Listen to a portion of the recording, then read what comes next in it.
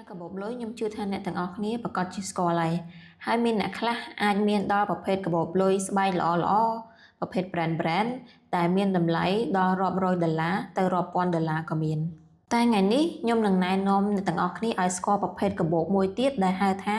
កាបូប crypto ដែលភាសាអង់គ្លេសគេហៅថា crypto wallet ជំរាបសួរអ្នកទាំងអស់គ្នាអញ្ចឹងជួបគ្នាសាជាថ្មីម្ដងទៀតក្នុងវីដេអូនេះខ្ញុំនឹងនិយាយពី crypto wallet តែមុននឹងខ្ញុំចូលដល់ប្រធានបទរបស់យើងថ្ងៃនេះខ្ញុំសូមបញ្ជាក់បន្តិចគោលបំណងក្នុងការធ្វើវីដេអូមួយនេះក្នុងគោលបំណងចែករំលែកចំណេះដឹងចែករំលែកបទពិសោធន៍ក៏ដូចជាការកម្សាន្តខ្ញុំមិនមែនជាអ្នកជំនាញហើយក៏មិនមែនជាអ្នកផ្ដល់ដំបូន្មានផ្នែកហិរញ្ញវត្ថុហើយក៏អត់មានបំណងក្នុងការអូសទាញអ្នកទាំងអស់គ្នាឲ្យវិនិយោគនៅក្នុងវិស័យ crypto ឡើយនៅក្នុងវីដេអូនេះខ្ញុំនឹងចែកចេញជា3ផ្នែកធំៗដើម្បីធ្វើការបកស្រាយជូនអ្នកទាំងអស់គ្នាផ្នែកទី1តើ crypto wallet គឺជាអ្វីផ្នែកទី2ប្រភេទនៃ crypto wallet ហើយនិងផ្នែកទី3គុណសម្បត្តិនិងគុណវិបត្តិក្នុងការប្រើប្រាស់ប្រភេទ crypto wallet នីមួយៗឥឡូវយើងមកស្វែងយល់ថាតើ crypto wallet គឺជាអ្វីបើសិនជាយើងបកប្រែ crypto wallet ជាភាសាខ្មែរវិញគឺមានន័យថាកាបូបលុយ crypto ប៉ុន្តែបើយើងប្រៀបធៀបរវាងកាបូបលុយយើងធម្មតាជាមួយនឹងកាបូប crypto គឺខុសគ្នាដាច់ស្រឡះសម្រាប់កាបូបដែលអ្នកទាំងអស់គ្នាប្រើប្រាស់រាល់ថ្ងៃគឺអាចឲ្យអ្នកទាំងអស់គ្នាដាក់លុយចូលទៅក្នុងកាបូបនោះទុកដាក់បានប៉ុន្តែ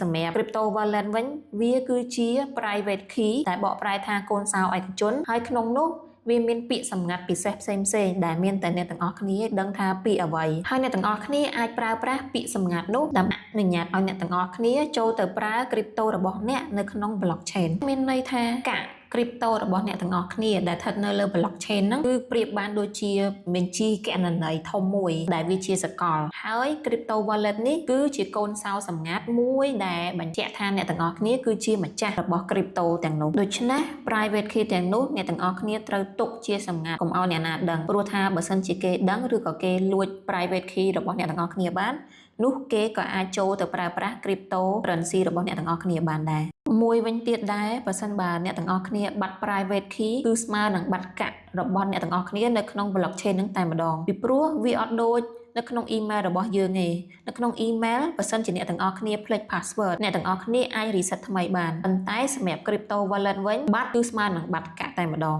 អត់មាននរណាគេម្នាក់អាចមកជួយអ្នកទាំងអស់គ្នាបាននោះទេតោះឥឡូវយើងមកមើលថាតើ crypto wallet មានប្រមាណប្រភេទអ្វីខ្លះអញ្ចឹង crypto wallet បែងចែកចេញជាពីរប្រភេទធំប្រភេទទី1នោះគឺ hot wallet ដែលគេហៅថា online wallet អញ្ចឹងសម្រាប់ hot wallet នេះគឺវាភ្ជាប់ទៅនឹងអ៊ីនធឺណិតវាមានល្បឿនលឿនហើយងាយស្រួលប្រើប្រាស់ប៉ុន្តែវាមានហានិភ័យខ្លះដែរអញ្ចឹងសម្រាប់ hot wallet នេះភាគច្រើនវាជាកម្មវិធីនៅលើទូរស័ព្ទដូចជា Trust Wallet MetaMask ហើយមួយវិញទៀតវាក៏អាចជា web browser ដែលគេអាចប្រើប្រាស់នៅលើ laptop ឬក៏ desktop បានដែរបើយើងនិយាយពីគុណសម្បត្តិរបស់ hot wallet វិញដូចដែលខ្ញុំបាននិយាយពីដើមអញ្ចឹងវាមានល្បឿនលឿនហើយងាយស្រួលប្រើប្រាស់អញ្ចឹងវាល្អសម្រាប់អ្នកដែលគាត់ទិញលក់ញឹកញាប់អ្នកដែលទៅតែចាប់ផ្ដើមថ្មីហើយមួយវិញទៀតអ្នកដែលគាត់អាសាផ្លាស់ប្ដូរពីកាក់មួយទៅកាក់មួយប៉ុន្តែបើនិយាយពីហានិភ័យវិញ hot wallet គឺ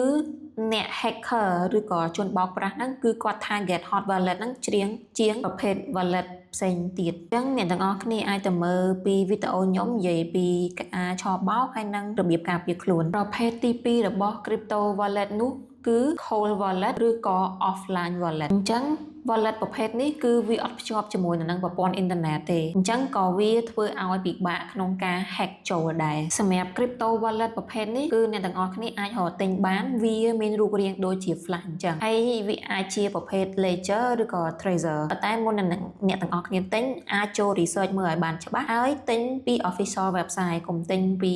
third party ឬក៏ជនទី3ហើយមួយវិញទៀតសម្រាប់ cold crypto wallet នេះដែរគឺល្អសម្រាប់អ្នកដែលគាត់ចង់ទុកកាក់ជាលក្ខណៈវិនិយោគក្នុងរយៈពេលវែងពីព្រោះ wallet របៀបនេះប្រភេទនេះគឺពិបាកខ្លាំងក្នុងការ hack ចូលប៉ុន្តែគុណវិបត្តិរបស់វាបើសិនជាអ្នកទាំងអស់គ្នាភ្លេច PIN ឬក៏ភ្លេច seed phrase របស់វាគឺអាចនឹងបាត់បង់ជារៀងរហូតឥឡូវយើងមកនិយាយពីប្រភេទកូនសោវិញម្ដងអញ្ចឹងប្រភេទកូនសោបែងចែកចេញជាពីរទី1កូនសោឯកជនដែលហៅថា private key មួយវិញទៀតកូនសោសាធារណៈដែលហៅថា public key តើតើនឹង private key ហ្នឹងខ្ញុំបាននិយាយ ពីដើមហើយវាគឺជាពាក្យសម្ងាត់ដែលមានតែអ្នកទាំងអស់គ្នាដឹងហើយវាអាចអនុញ្ញាតឲ្យអ្នកទាំងអស់គ្នាចូលទៅប្រើប្រាស់កាក់ crypto របស់អ្នកទាំងអស់គ្នានៅក្នុង blockchain ចំណែកឯកូនសោរសាធារណៈវិញឬក៏ public key វាដូចជានឹង address អញ្ចឹងរបស់អ្នកទាំងអស់គ្នាសម្រាប់ address ឬក៏ពាក្យខ្មែរហៅថាអាសយដ្ឋានមួយហ្នឹងគឺអ្នកទាំងអស់គ្នាអត់ចាំបាច់លាក់ជាសម្ងាត់ទេសម្រាប់អាសយដ្ឋានហ្នឹងគឺប្រៀបដូចជា email អញ្ចឹងនៅពេលដែលអ្នកទាំងអស់គ្នាចង់ឲ្យនរណាម្នាក់ transfer កាក់របស់គេមកអ្នកទាំងអស់គ្នាអ្នកទាំងអស់គ្នាត្រូវតែឲ្យ address នោះទៅម្នាក់នោះអញ្ចឹងគេអាច transfer កាក់ហ្នឹងចូល address របស់អ្នកទាំងអស់គ្នាបានចំណុចបន្ទាប់ខ្ញុំនឹងនិយាយពីការគ្រប់គ្រង crypto wallet ការគ្រប់គ្រង crypto wallet ហ្នឹងក៏បែងចែកចេញជាពីរដែរទី1គេហៅថា custodial wallet ហើយមួយទៀតគឺ non custodial wallet សម្រាប់ custodial wallet គឺមានន័យថាកាបូបលុយដែលគ្រប់គ្រងដោយអ្នកផ្គត់ផ្គង់អញ្ចឹងវាដូចជាអ្នកទាំងអស់គ្នាផ្ញើកូនសោររបស់អ្នកទាំងអស់គ្នាទៅឲ្យជនទី3ជួយគ្រប់គ្រងឲ្យដូចជា Binance ឬក៏ Coinbase អញ្ចឹងដើម្បីចូលប្រើប្រាស់អ្នកទាំងអស់គ្នាគ្រាន់តែចូល Gmail ហើយនិង password ទៅគឺអាចចូលទៅប្រើប្រាស់បានហើយនៅក្នុង Binance ឬក៏ Coinbase ហ្នឹងតើតើនឹងគុណសម្បត្តិវិញវាមានភាពងាយស្រួលហើយស័ក្តិសមជាមួយនឹងអ្នកដែលគាត់តែទើបតែចាប់ផ្ដើមថ្មីប៉ុន្តែតើតើនឹងគុណវិបត្តិវិញបើសិនបើក្រុមហ៊ុន Binance ឬក៏ Coinbase ហ្នឹងគាត់ខ្សែធនអញ្ចឹងកាក់របស់អ្នកទាំងអស់គ្នាក៏ទៅតាមនឹងដែរបើសិនជាយើងនិយាយឲ្យស្រួលស្ដាប់ទៅឧទាហរណ៍ថាយើងផ្ញើកូនសោររបស់យើងទៅនឹងពីណាគេម្នាក់ហើយចែកដនអីម្នាក់នោះគាត់បានស្លាប់បាត់បង់ជីវិតទៅហើយអញ្ចឹងអ្នកទាំងអស់គ្នាក៏មិនដឹងថាទៅយកកូនសោរហ្នឹងពីកន្លែងណាមកវិញដែរចំណែកឯ non custodial wallet វិញគឺជាកូនសោររបស់អ្នកទាំងអស់គ្នាដែលកាន់កាប់ផ្ទាល់ដោយអ្នកទាំងអស់គ្នាអត់មានត្រូវការការគ្រប់គ្រងពីនរណាគេម្នាក់ទេអញ្ចឹងដូចជាអ្វីដែលខ្ញុំបាននិយាយពីខាងដើមអញ្ចឹង